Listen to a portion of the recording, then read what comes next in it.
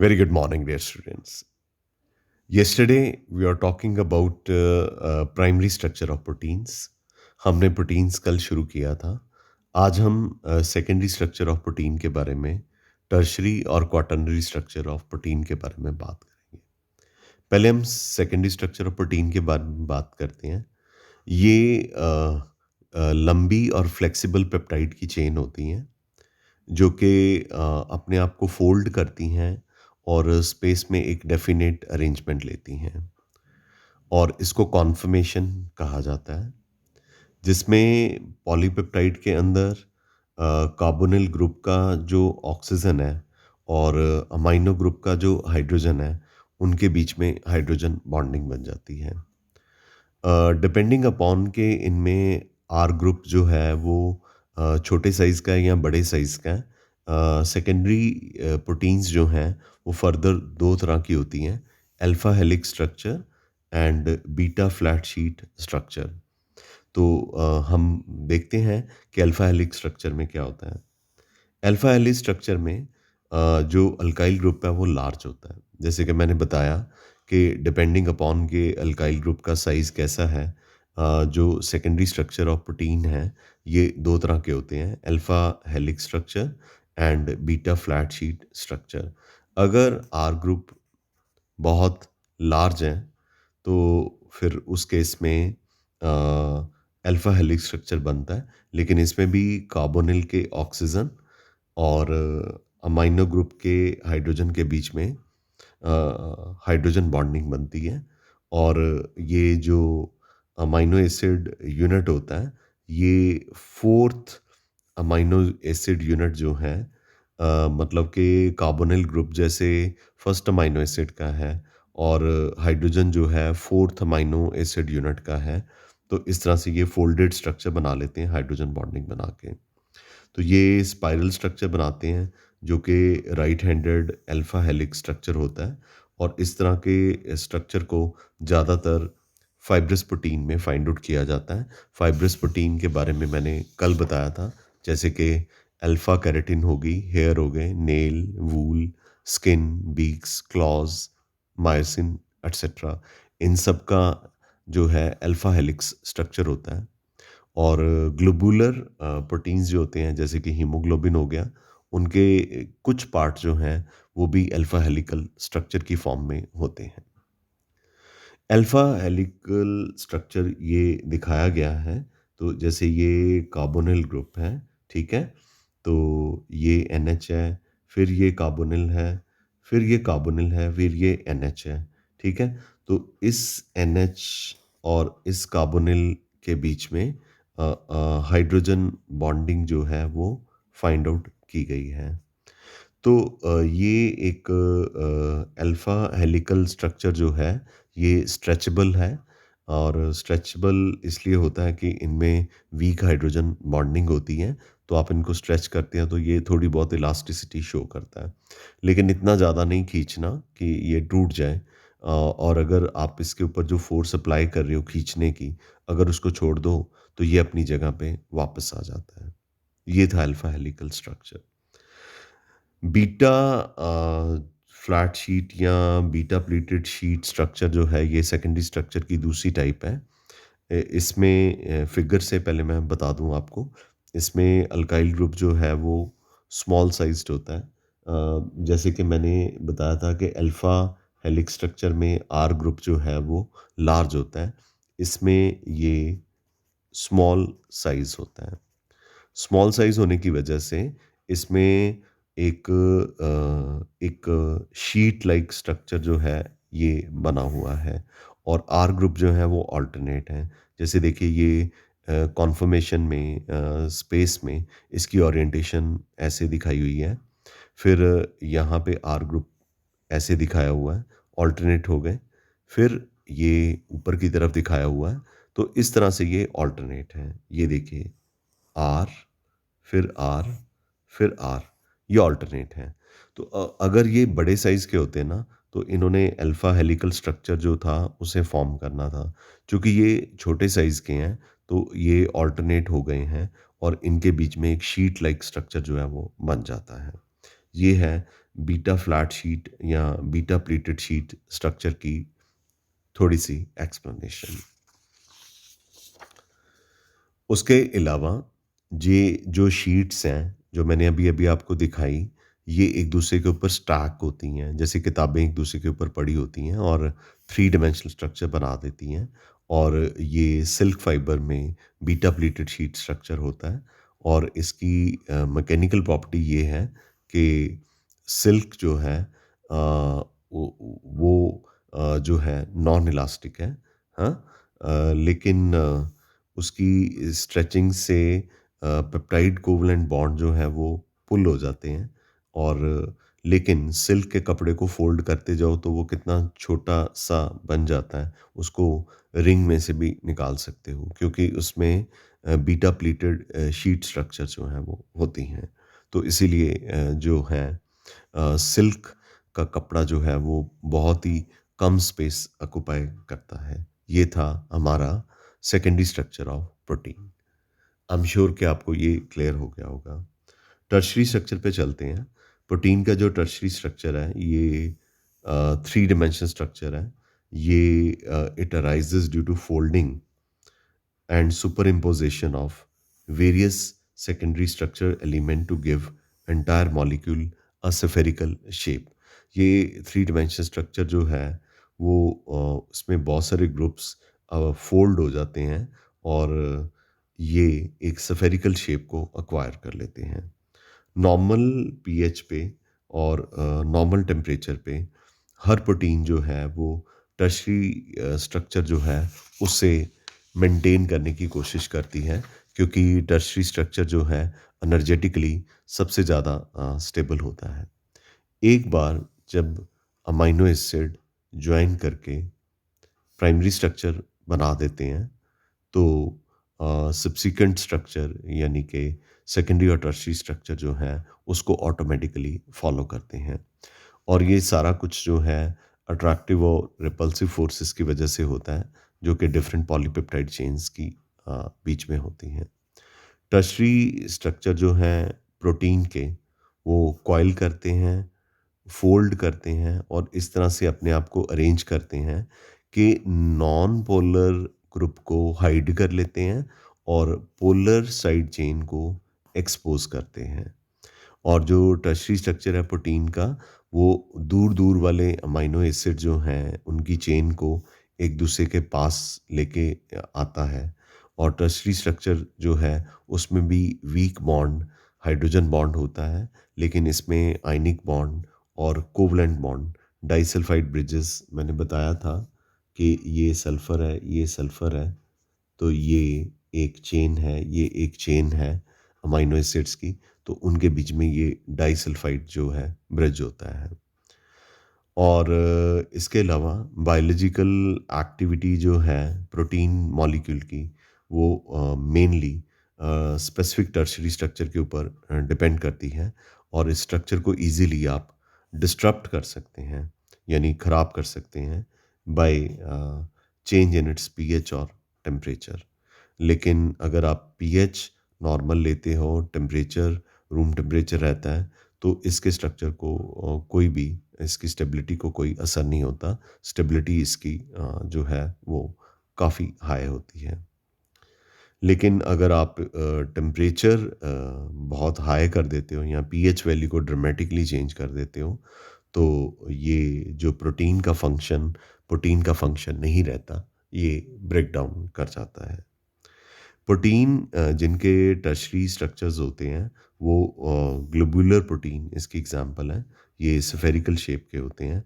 और कुछ globular protein की एग्जांपल्स मायोग्लोबिन है, जो कि मसल्स में होती है, मसल्स को ऑक्सीजन प्रोवाइड करने के लिए। हीमोग्लोबिन ब्लड में होता है, जो हमारे सेल्स और टिश्यूज़ को ऑक्सीजन प्रोवाइड करती है। अंडे का जो वाइट पोर्शन है, एल्ब्यूमिन नाम का टर्शरी प्रोटीन उसमें प्रेजेंट होता है। प्यूरिट्स एंड कैंड्रियो को इसके लिए 1962 में नोबेल प्राइज़ केमिस्ट्री में दिया गया था। और प्रोटीन का ये स्ट्रक्चर जो है ये एक्सरे डिफ्रैक्शन स्टडी के थ्रू मायोग्लोबिन और हीमोग्लोबिन में फाइंड आउट भी किया गया है। ठीक है। अब लास्ट स्ट्रक्चर जो हमने इसका पढ़ना है प्रोटीन का, वो क्वाटर्नरी स्ट्रक्चर है। कुछ जो प्रोटीन्स हैं वो दो या दो से ज़्यादा पॉलीपेप्टाइड चेन की बनी होती हैं। उनको सब यूनिट या प्रोटोमर्स कहा जाता है। इनका जो स्पेस में अरेंजमेंट होता है, इनका मतलब इन सब यूनिट का या प्रोटोमर का जो स्पेस में अरेंजमेंट होता है, उसको क्वाटर्नरी स्ट्रक्चर कहा जाता है। और ये सब यूनिट एक जैसे होते हैं या डिफरेंट भी हो सकते हैं, पर इनको हेल्ड करने के लिए हमारे पास हाइड्रोजन बॉन्डिंग और वान डे वाल फोर्सेस ऑफ अट्रैक्शन होती हैं। हीमोग्लोबिन की एग्जांपल लेते हैं, इसमें 4 सब यूनिट होते हैं। 2 सब यूनिट जो हैं एक जैसी अल्फा चेन्स के बने होते हैं और उसमें 141 अमीनो एसिड के रेसिड्यूज़ होते हैं। और 2 सब यूनिट्स ये हो गए जिनमें 141 अमीनो एसिड रेसिड्यूज़ हैं और ये आइडेंटिकल अल्फा चेन्स के होते हैं। अ, इसमें अल्फा चेन्स होती हैं, यानी अल्फा कार्बन पे अमाइनो ग्रुप लगा होता है। और बाकी 4 में से 2 जो सब यूनिट्स हैं, ये भी सारे आइडेंटिकल होते हैं, लेकिन इनमें बीटा चेन्स होती हैं और इसमें 146 146 अमीनो एसिड रेसिड्यूज होते हैं। और ये सारे 4 के 4 सब यूनिट्स यानी प्रोटोमर्स वर्टिसेस पे लाए करते हैं रेगुलर टेट्राहेड्रन के। और हर सब यूनिट जो है इसको कैरी करता है हीम ग्रुप को अपने एंड में हीमोग्लोबिन के केस में। आई एम श्योर ये आपको क्लियर होगा। ठीक है, तो ये थे प्रोटीन्स के स्ट्रक्चर। कुछ मैंने कल करा दिया था, कुछ मैंने आज करा दिया, क्योंकि प्रोटीन्स लंबा टॉपिक था। 2 दिन का तो था ही। चलो, डीनेचुरेशन ऑफ प्रोटीन।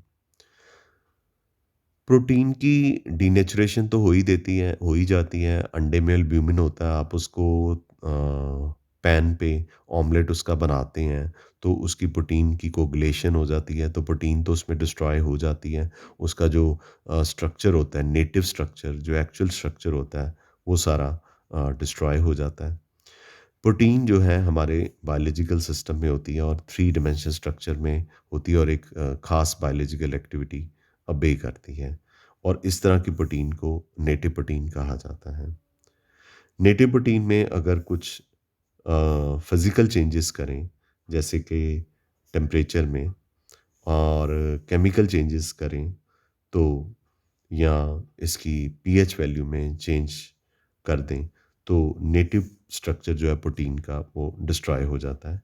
और डीनेचुरेशन जो है प्रोटीन की, वो इसलिए होती है कि हाइड्रोजन बॉन्डिंग ब्रेक कर जाती है और जो ग्लोब्यूल हैं, यानी कि जो सिफेरॉइड स्ट्रक्चर है या सिफेरिकल स्ट्रक्चर है, वो अपने आप को अनफोल्ड कर जाता है और हेलिक्स जो है वो भी अनकॉइल्ड हो जाता है और प्रोटीन की बायोलॉजिकल एक्टिविटी जो है वो डिस्ट्रॉय हो जाती है। ठीक है, केमिकली जो है denaturation does not change the primary structure of protein. Primary structure को नहीं चेंज कर पाती। और ये सिर्फ सेकेंडरी और टर्शरी स्ट्रक्चर जो है उसको चेंज कर देती है।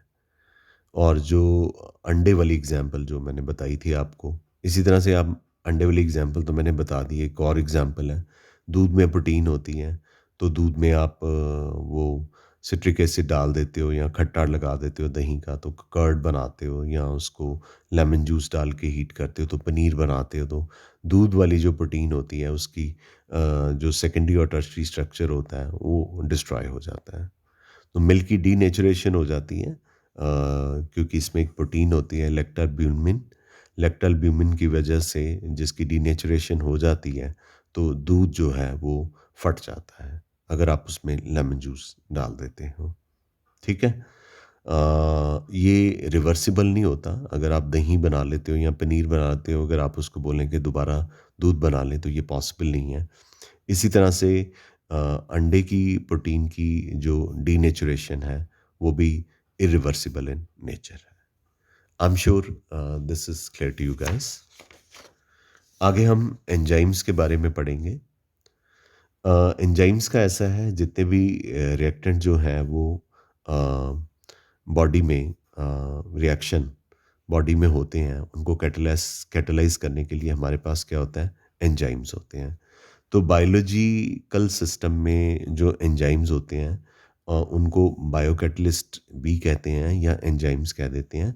ये रिएक्शन को कैटलाइज करते हैं। ज़्यादातर एंजाइम जो हैं उनको सेल ही प्रोड्यूस करता है, और सेल के अंदर ये प्रोड्यूस होते हैं, तो एंडो एंजाइम्स कहते हैं। और अगर ये some of these catalyse the reaction in the cells environment, और अगर ये सेल के इन्वायरमेंट में रिएक्शन को कैटलाइज करते हैं, तो इनको एक्सो एंजाइम्स कहते हैं, यानी कि एक्स्ट्रा सेलुलर एंजाइम्स कहते हैं। अगर ये एंजाइम्स सेल के अंदर फंक्शन करते हैं, सेल के अंदर, तो एंडो हो गया ना, तो इनको एंडो एंजाइम्स कह देते हैं। लेकिन अगर सेल के बाहर इन्वायरमेंट में काम करते हैं, तो इनको एक्सो एंजाइम कहते हैं। और एंजाइम जो है, बहुत सारे इस तरह के जो हैं डाइजेस्टिव सिस्टम में फाइंड आउट किए जाते हैं, जो कि एक्स्ट्रा सेलुलर भी हैं, और अ, इसके अलावा इंट्रा सेलुलर भी हैं। केमिकल नेचर की बात करें एंजाइम की, तो एंजाइम जो है वो प्रोटीन मॉलिक्यूल होते हैं। मतलब एंजाइम्स बेसिकली प्रोटीन्स होते हैं, तो हम प्रोटीन्स का ही काम कर रहे हैं। बस द ओनली थिंग इसकी हेडिंग चेंज हो गया। तो ये मॉलिक्यूल जो हैं एंजाइम के, ये भी अमाइनो एसिड्स के बने होते हैं, और इनके अंदर एक प्रोस्थेटिक ग्रुप होता है, जो कि प्रोटीन को एंजाइम का काम करने में हेल्प करता है। ठीक है। तो जो प्रोटीन पार्ट है, वो कॉन्जुगेटेड प्रोटीन होती है। तो ये हॉलो एंजाइम एक मॉलिक्यूल है। इसके अंदर इनएक्टिव एपो एंजाइम है, और एक एक्टिव कोएंजाइम है। तो ये एक्टिव कोएंजाइम, आजकल इसे कोफैक्टर ही कहते हैं, ये एपो एंजाइम को एक्टिव कर देता है, तो ये एंजाइम का काम करता है। और इस दोनों को मिला के पूरे को हेलो एंजाइम जो है वो कहा जाता है। तो कोएंजाइम यानी कि कोफैक्टर, मैंने दोनों नाम लिखे हुए हैं वहाँ पे। कोएंजाइम और कोफैक्टर जो है, ये एक ऐसा सब्सटेंस है जो कि एंजाइम की एक्टिविटी के लिए नेसेसरी है। ठीक है। नेचर इनकी बहुत स्पेसिफिक होती है। एक पर्टिकुलर एंजाइम किसी पर्टिकुलर रिएक्शन को ही कैटलाइज कर सकता है, और ये स्पीड को बहुत ही लार्ज कर देते हैं। जैसे हमें, अगर हमारी बॉडी के अंदर एंजाइम्स ना होते, तो एक सिंगल मील को डाइजेस्ट करने के लिए 50 साल लग जाएंगे। फिर तो अच्छा है ना। तो रोटी एक ही बार ही खानी पड़ेगी, तो रोटी का झगड़ा ही खत्म हो जाएगा, है ना। तो भगवान कहता नहीं, कंपटीशन रहेगा, क्योंकि फिर तो एक बोरी आटा आ गया, तो या 2 किलो आटा आ गया, एक बार रोटी खा ली, तो 50 साल तो वो डाइजेस्ट ही नहीं होना, है ना। तो पर भगवान ने हमारी बॉडी के अंदर बहुत सारे डाइजेस्टिव एंजाइम्स दिए हैं, जो हमारे खाने को डाइजेस्ट करने में हेल्प करते हैं। तो आप जस्ट इमेजिन कीजिए, अगर एंजाइम्स ना होते, तो फिर हमें खाना एक ही बार शायद खाना पड़ता। जोक्स अपार्ट, ये एंजाइम और रिएक्शन के बारे में बताया हुआ है कि लैक्टोज को लैक्टेज नाम का एंजाइम ग्लूकोज और ग्लैक्टोज में ब्रेक करता है। कार्बोहाइड्रेट्स में मैंने लैक्टोज का स्ट्रक्चर बना के दिया था। माल्टोज को माल्टेज नाम का एंजाइम ग्लूकोज और ग्लूकोज में ब्रेक डाउन करता है, या ग्लूकोज और ग्लूकोज मिलके माल्टोज बनाते हैं। ये मैंने डाइसेक्राइड्स में कराया था। पेप्सिन तो नहीं हमने किया। ये प्रोटीन को अमाइनो एसिड में ब्रेक करता है। न्यूक्लियेजेस नाम का एंजाइम डीएनए आरएनए को न्यूक्लियोटाइड में ब्रेक करता है। इन्वर्टेज नाम का एंजाइम सुक्रोज को, ये भी मैंने कराया था कि ग्लूकोज और फ्रक्टोज मिलके क्या बनाते हैं, सुक्रोज बना देते हैं। ठीक है। करेक्टरिस्टिक्स एंजाइम्स की बात करें, तो एंजाइम्स जनरली कम्प्लेक्स प्रोटीन्स होते हैं। इनका मॉलिक्यूलर मास जो है बहुत हाई होता है। स्पेसिफिसिटी, ये पर्टिकुलर रिएक्शन को ही जो है ये कैटलाइज करते हैं। लगभग 3000 तरह के एंजाइम्स जो हैं वो लिविंग सिस्टम में फाइंड आउट किए जाते हैं। Enzyme best to best function करते हैं इस टेम्परेचर पे 25 टू 40 डिग्री सेल्सियस पे, और इनकी एक्टिविटी डिक्रीज़ हो जाती है अगर आप टेम्परेचर में इंक्रीज़ कर दो, और अगर डिक्रीज़ कर दो तो इनकी एक्टिविटी डिक्रीज़ हो जाती है या रुकी जाती है। लेकिन हमारी बॉडी का टेम्परेचर जो है कांस्टेंट होता है, तो इसलिए ये काम करते रहते हैं। और पर ये मैक्सिमम एफिशिएंसी एंजाइम जो है पीएच 6 से 7.7 पे शो करते हैं। एफिशिएंसी एक और रिमार्केबल प्रॉपर्टी जो एंजाइम की है वो एफिशिएंसी है। कैटलिस्ट की एफिशिएंसी को हम टर्नओवर नंबर से मेज़र करते हैं। टर्नओवर नंबर जो है एंजाइम का है वो है number of molecule of substance जिसके ऊपर एक मॉलिक्यूल एंजाइम का 1 मिनट में एक्ट करता है। एंजाइम बहुत ही एफिशिएंट कैटलिस्ट होते हैं। ये रिएक्शन की स्पीड को as high as 10⁻20 times increase कर सकते हैं। इनकी एफिशिएंसी ट्रमेंडस है। और कार्बोनिक एसिड जो है कार्बन डाइऑक्साइड और वाटर में कार्बोनिक एनहाइड्रेस की प्रेजेंस में ब्रेक डाउन करता है। और आइडियल कंडीशन में ये कार्बोनिक एनहाइड्रेस जो है ये 36 मिलियन मॉलिक्यूल कार्बोनिक एसिड के 1 मिनट में कार्बन डाइऑक्साइड और वाटर में ब्रेक कर देता है। तो इसका टर्नओवर कितना हो गया? 36 मिलियंस इस एंजाइम का। एप्लीकेशन तो इसकी बहुत हैं इंडस्ट्री में, सरफेस केमिस्ट्री के चैप्टर में पढ़ाई थी, लेकिन फिर भी रिवाइज कर लो। इन्वर्टेज, जाइमेज, माल्टेज जो हैं ये अल्कोहलिक ड्रिंक्स बनाने के काम आते हैं। एंजाइम जो है ये चीज़ बनाने के काम आता है। अल्फा माइलेज जो है ये स्वीट सिरप बनाने के काम आता है। माल्टेज एंजाइम जो है ये माल्ट बनाने के काम आता है माल्टोवा में। पेप्सिन जो है ये मीट को सॉफ्ट करने के काम आता है। इन्वर्टेज जो है इन्वर्ट शुगर बनाने के काम आता है। अल्फा माइलेज जो है स्वीट सिरप कॉर्न स्टार्च से बनाने के काम आता है। आई एम श्योर कि आपको ये क्लियर हो गया होगा। अब हम पढ़ेंगे कि कौन से डिजीज़ जो हैं वो एंजाइम की डेफिशिएंसी से होते हैं।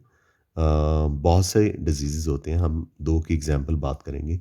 एक कंजेनिटल डिजीज़ होता है, यानी कि बच्चे के पैदा होते वक्त ही उसको होता है, और इसमें फिनाइल कीटोन यूरिया नाम का जो डिजीज़ है, ये बच्चे की बॉडी में फिनाइल एलानिन हाइड्रोक्सिलेज एंजाइम की कमी से होता है। तो इस डिज़ीज़ में अमाइनो एसिड फिनाइल एलानिन नाम का बॉडी में बच्चे की इकट्ठा होता रहता है, और उसका ब्रेन डैमेज हो जाता है और बच्चे में मेंटल रिटार्डेशन हो जाती है। और इस डिज़ीज़ को प्रिवेंट किया जा सकता है ऐसी डाइट दे के जिसमें फिनाइल एलानिन कंटेंट ना हो। ऐसे ही आपने देखा होगा कि कुछ खरगोश सफ़ेद रंग के होते हैं, कुछ मोर भी सफ़ेद रंग के होते हैं, कुछ टाइगर भी सफ़ेद रंग के होते हैं, कुछ चूहे भी वही सफ़ेद रंग के होते हैं। इसको एल्बिनिज़म कहा जाता है।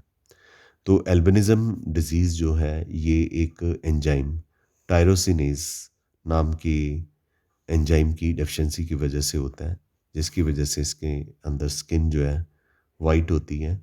बाल एनिमल के या ह्यूमन बीइंग में भी होती है, सफ़ेद होते हैं, और ही तरह के सफ़ेद होते हैं। जैसे नॉर्मल लोगों के सफ़ेद होते हैं वैसे नहीं होते हैं, बिल्कुल और ही तरह के होते हैं। आईज़ पिंक कलर की होती हैं, उनके आई लैशेस भी ऐसे ही होते हैं। कलरिंग मैटर मेलानिन उनमें एब्सेंट होती है। और ये एंजाइम इसके अलावा ये एक और डिज़ीज़ हो गया टायरोसिनेज एंजाइम की कमी की वजह से। एक स्ट्रेप्टोकाइनेज नाम का एंजाइम होता है जो ब्लड अगर क्लॉट कर जाए, हार्ट अटैक कॉज कर सकता है, तो उसको ठीक करने के लिए स्ट्रेप्टोकाइनेज नाम का एंजाइम जो है वो यूज़ किया जाता है। I am sure this is clear to you. ठीक है, तो वाइटामिन्स आप कर सकते हैं। वाइटामिन्स जो हैं ग्रुप ऑफ बायोमॉलिक्यूल्स हैं जो कि स्मॉल क्वांटिटी में मेटाबॉलिक प्रोसेसेस के लिए रिक्वायर्ड होते हैं। वाइटामिन्स ना तो हमें एनर्जी सप्लाई करते हैं, ना ये सेल से टिश्यू बिल्डअप करने में हेल्प करते हैं, पर इनका इम्पॉर्टेंट रोल होता है ह्यूमन बीइंग की और एनिमल की हेल्थ को अच्छा रखने के लिए। इनकी डेफिशिएंसी से बहुत सारे डिजीजेस आ जाते हैं। विटामिन को बॉडी में सिंथेसाइज नहीं किया जा सकता विटामिन डी को छोड़ के, जो कि सनशाइन विटामिन है, जो कि सूरज की रोशनी में होता है। विटामिन को क्लासिफाई करते हैं, ये कम्प्लेक्स ऑर्गेनिक मॉलिक्यूल हैं, A B C D E के। वैसे 25 तरह के विटामिन्स जो हैं करीबन करीबन up to date find out किए जा सकें।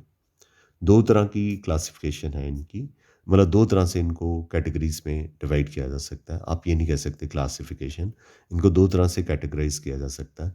ऐसे विटामिन्स जो पानी में सॉल्युबल होते हैं, इसमें बी कम्प्लेक्स की सारी कैटेगरीज आ जाती है, B1 B2 B6, जैसे nicotinic acid B6 B12, pantothenic acid biotin, vitamin H, folic acid, vitamin C.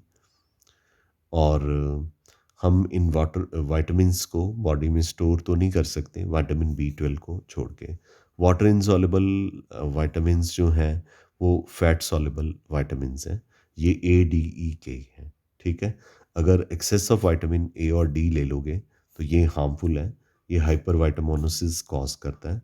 और अगर मिनरल की डेफिशिएंसी मल्टीपल डेफिशिएंसी हो जाए, एक या एक से ज़्यादा विटामिन्स से विटामिन्स की कमी हो जाए, ज़्यादा विटामिन्स की डेफिशिएंसीज़ की वजह से, तो ए विटामिनोसिस कहा जाता है, ठीक है। तो आगे विटामिन्स के सोर्सेज वगैरह हैं, जैसे विटामिन ए, इसको रेटिनोल या ब्राइट आई विटामिन कहते हैं। सोर्स इसका मिल्क, एग और कैरेट है, ठीक है। डेफिशिएंसी जो आपको पता होना चाहिए, जीरोपैथेलमिया, कॉर्निया ओपेक हो जाता है, नाइट ब्लाइंडनेस, ज़िरोसिस, स्किन की ड्राइंग हो जाती है। विटामिन B1, इसका साइंटिफिक नेम याद करना है, थायमिन इन्यूरिन एंटी न्यूरेटिक विटामिन। इसकी डेफिशिएंसी से टांगों का पैरालिसिस हो जाता है, जिसे बेरी कहते हैं। विटामिन B2, इसे राइबोफ्लेविन या लेक्टोफ्लेविन कहते हैं, ये दूध मीट में फाइंड आउट किया जाता है। और विटामिन B2 की डेफिशिएंसी में जुबान में इन्फ्लामेशन हो जाती है, छाले पड़ जाते हैं, डर्मेटाइटिस, स्किन की अंदर प्रॉब्लम हो जाती है, इन्फ्लामेशन हो जाती है, लिप्स क्रैक कर जाते हैं। विटामिन B6 को पैराडॉक्सिन या एडमिन कहा जाता है, ये यीस्ट और फिश में फाइंड आउट किया जाता है। और इसकी डेफिशिएंसी से भी डर्मेटाइटिस रैट्स में, प्लेग्रा स्किन में हो जाता है, और अनीमिया ह्यूमन बीइंग में फाइंड आउट किया जाता है। विटामिन एच जो है, इसे बायोटीन कहा जाता है। ये इससे भी इसकी डेफिशिएंसी से डर्मेटाइटिस और बालों का लॉस और पैरालिसिस हो जाता है। विटामिन B12 को साइनोकोबैलामिन कहा जाता है, इसे पेरिनीशियस एनीमिया, जुबान की इन्फ्लामेशन। विटामिन बी कम्प्लेक्स जो है, ग्रुप है विटामिन का, जिसमें B1 B2 B6 B12, biotin और फॉलिक एसिड होता है। और ये मिल्क, लिवर और सीरियल्स में फाइंड आउट किया जाता है। और इसकी डेफिशिएंसी से बेरी और पेरिनीशियस एनीमिया हो जाता है।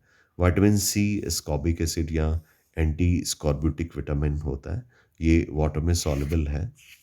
ये हमें ऑरेंजेस से, फ्रूट से, सिट्रस फ्रूट से, टमाटो से मिलता है। स्कर्वी होती है, गम्स में ब्लीडिंग हो जाती है, पायरिया हो जाता है। विटामिन डी को अर्गोकैल्सिफेरोल या एंटी एरेकेटिक विटामिन या सनशाइन विटामिन कहा जाता है। और विटामिन डी की कमी से रिकेट्स, हड्डियों का टेढ़ा हो जाना बच्चों में, बोन्स और टीथ की डिफॉर्मेशन हो जाती है। और विटामिन ई जो है, इसे एंटी स्टेरिलिटी विटामिन कहा जाता है। ये मिक्सचर होता है चार विटामिन का, alpha, beta, gamma, delta, tocopherol इसे कहा जाता है। ये eggs, milk, fish, wheat etcetera में फाइंड आउट किया जाता है, ठीक है। तो आई एम वेरी श्योर कि आपको ये अच्छी तरह से समझ लग गया होगा। और इसकी जो डेफिशिएंसी है, उससे स्किन डल हो जाती है और रेड ब्लड सेल की डिस्ट्रक्शन हो जाती है। विटामिन के को फाइलोक्विनोन या एंटी हेमरेजिक विटामिन कहा जाता है। ये दो विटामिन K1 और K2 का मिक्सचर होता है।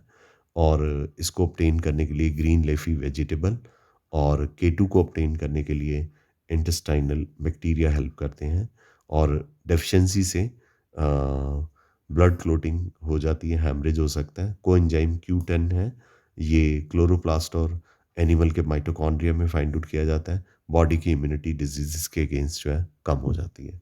तो अल्टीमेटली कंक्लूजन ये निकलता है कि विटामिन्स जो हैं वो जो है हमारी ओवरऑल हेल्थ के लिए बहुत ज़्यादा इम्पॉर्टेंट है।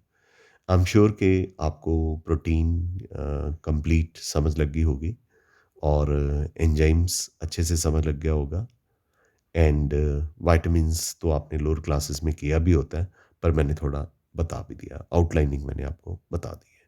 ठीक है? So that's all for the day. Now we are left with one और two lecture of chapter biomolecule, but I am very sure कि आपको ये अच्छे से क्लियर हो गया होगा।